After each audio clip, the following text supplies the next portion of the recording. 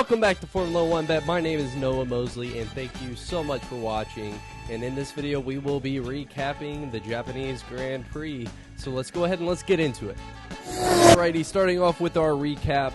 Man, was it a bad weekend to be a Williams driver. You had Logan crash the car in free practice 1, and later on you had Alex Albon have the crash into turn 3 in the race itself, and it further enhances those problems that Williams is having with, not having a spare chassis. So it's definitely interesting going into China whether or not that they will have a chassis prepared for both drivers. With that being said, I thought that there was definitely a lot of potential in the Williams car, and Logan, it's getting harder to defend him each and every time that he has a moment. We even saw a moment in the race where he about crashed, but he was able to pull it up and save it from there. So, it will be interesting to see how the rest of the year plays out with Williams. I can sense that they are starting to drive further and further away from Logan. And, as a fellow American, it's hard to sit here and try to defend him when, he just can't keep pace with the rest of the drivers on grid, let alone, keep the car out of the wall. So, definitely a rough weekend for the Williams team. Now, moving on to who I thought had an outstanding performance at the Japanese Grand Prix was Checo Perez. Checo definitely outblew all underestimation in regards to his talent this weekend. He performed in almost every session. In qualifying, did not predict him to be right behind Max. I thought this was definitely a track that he would struggle at, but it looks like he, definitely had a grip on it, and I'm really wondering of what, Red Bull was using to motivate him, just from his final radio message coming out of the race itself, and, just saying, this is how you guys motivate me. And so that makes me wonder, did they threaten his seat next year, based upon these next couple of performances in the coming races? And so that's something that we will definitely have to wait and figure out as it develops. But overall, very impressed with Checo's performance, in P2 finishing the race. That's exactly where the car should be, and where his performance should be time and time again, if not, battling Max for the race wins. So overall, very satisfied with Checo's performance of Red Bull this weekend. Next, we got to talk about the performance of Yuki Tsunoda in his home race at the Japanese Grand Prix. And matter of fact, he was able to produce points for the RB Visa Cash App team, so very impressive there.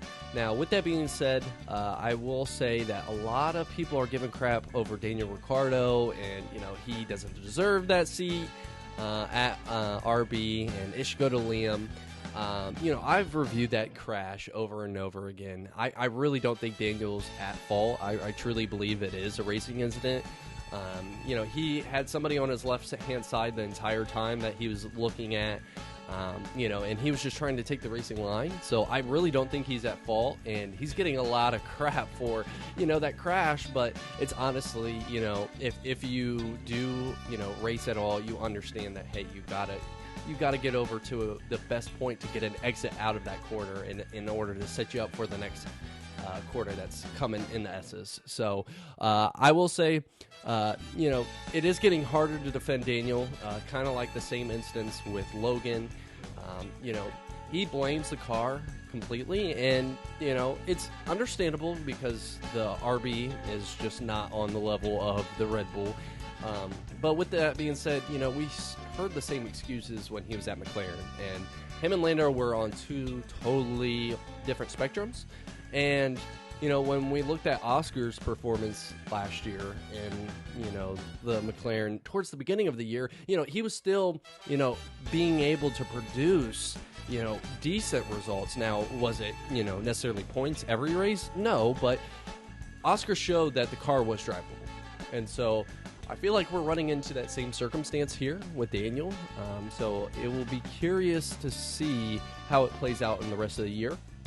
I do possibly see Liam getting the seat in the middle of the year if this performance keeps up in this trend. So very interested to see how it goes, but however, very satisfied with Yuki's performance, and I think it's honestly disrespectful that he's not even being considered for that Red Bull second seat. You know, he's able to produce points in multiple races in a very crappy car.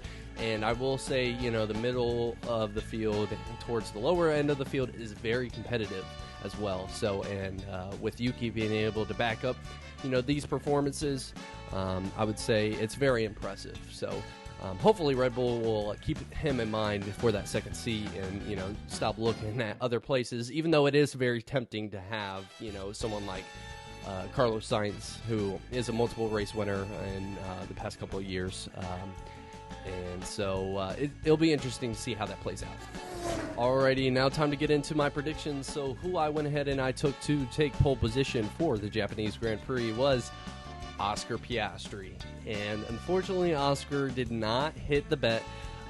And I just want to make a disclaimer that I should have gone with both of my best bets. But with that being said, you know, I just did not like the negative odds that, you know, you have to bet an enormous amounts of money in order to even, you know, make any money. And so it's just really not worth it, in my opinion. I like to bet small and, you know, have a decent amount of winnings when you do hit. So, you know, when looking at Oscar's performance, they weren't nearly as strong. McLaren wasn't nearly as strong going into the race weekend as I originally anticipated. You know, it looks like they definitely fell behind Ferrari in regards to their pace.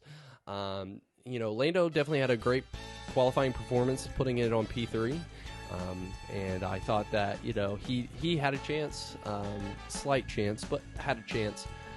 But it would just be way too hard to overcome, you know, the Red Bulls there. So, unfortunately, Oscar's bet did not hit. However, my best bet did hit. So that's the results in regards to qualifying.